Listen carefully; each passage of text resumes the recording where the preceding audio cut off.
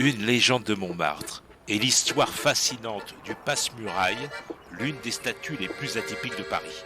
Lors de votre prochaine flânerie le long des rues pavées de Montmartre, attardez-vous devant cette sculpture.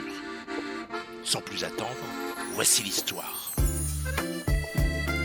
Il y avait à Montmartre, au 3e étage du 75 bis de la rue d'Orchamps, un homme nommé Dutilleul. Il possède un don singulier, celui de passer à travers les murs. Il porte un binocle, une petite barbiche noire, et est employé de 3e classe au ministère de l'Enregistrement.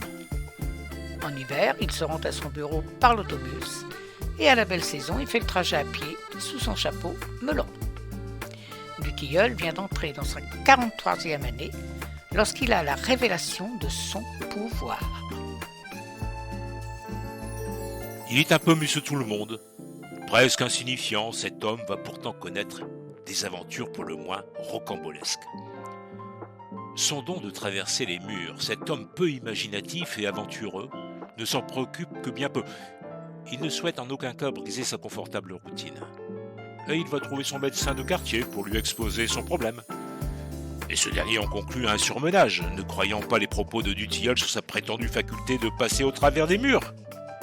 Notre protagoniste avale l'un des cachets prescrits par son médecin et les range dans un tiroir et n'y pense plus.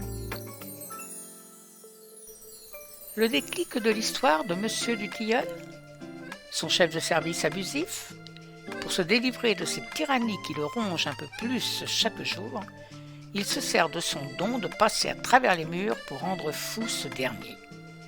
Allant crescendo, il se met alors à commettre des vols dans des bijouteries, signant ces vols spectaculaires « Garou, Garou ». Faisant la une des journaux, il se rend un beau jour à la police de son propre chef, dans le seul but de prouver à ses collègues de travail qu'il est bien le fameux Garou Garou, aussi étonnant que cela puisse paraître. Depuis sa cellule de prison, il s'octroie de petits plaisirs, traversant les murs tantôt pour emprunter un petit bouquin à la bibliothèque, tantôt pour se faire un petit resto. Un soir, il prend pourtant la décision de s'évader de cette ennuyeuse cellule, informant tout de même au préalable le directeur de la prison de la Santé de Paris, où il réside de façon assez épisodique. Songeant alors à quitter la France pour voguer vers de nouveaux horizons, au détour d'une rue, il croise une femme malheureuse en ménage, dont il tombe éperdument amoureux. Et une nuit, alors qu'il s'apprête à rejoindre la chambre de son amante, il lui vient d'affreux maux de tête. Il prend alors de vieux médicaments qui traînent dans son tiroir et part retrouver sa douce. Mais lorsqu'il quitte la chambre de celle-ci, son don disparaît soudainement, le laissant prisonnier à jamais des murs de cette bâtisse de la rue Norvin à Montmartre. Le peintre Jean-Paul, décrochant sa guitare, s'aventure dans cette rue pour consoler d'une chanson ce pauvre prisonnier de la pierre.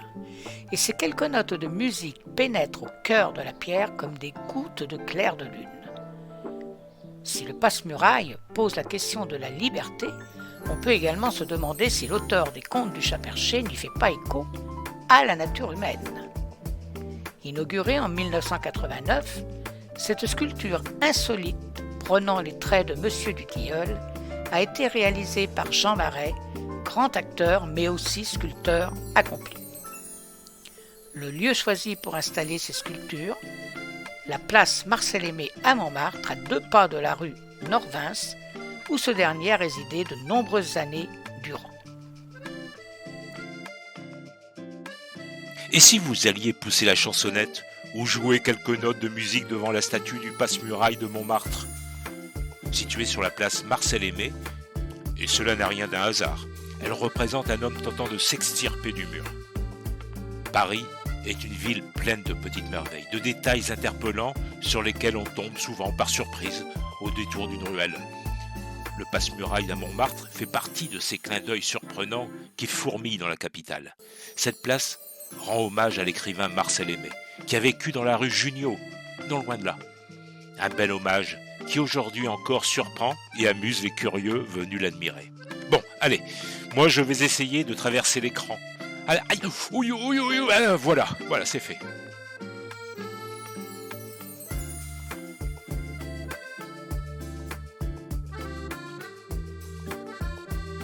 Nous vous remercions de votre écoute. Et n'oubliez pas de liker et de cliquer sur la petite cloche pour nous suivre vers de nouvelles aventures.